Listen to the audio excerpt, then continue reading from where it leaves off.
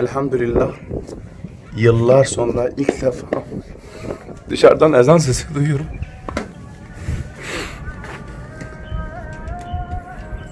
Elhamdülillah 11 yıl oldu. İlk defa dışarıdan bu vakitte aşktan ezan sesi duyuyorum.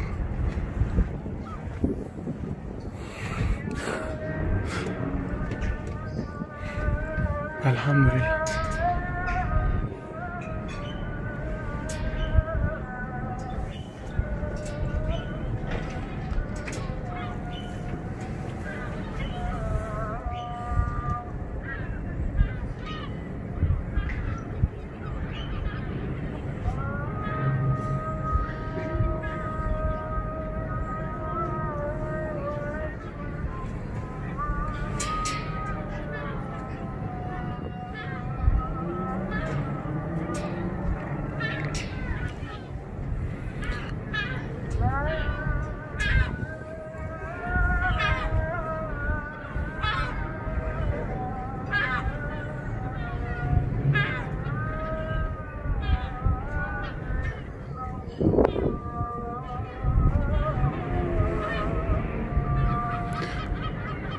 Normal şartlarda bu günde ezan okunmaz, pazar günü bugün çünkü.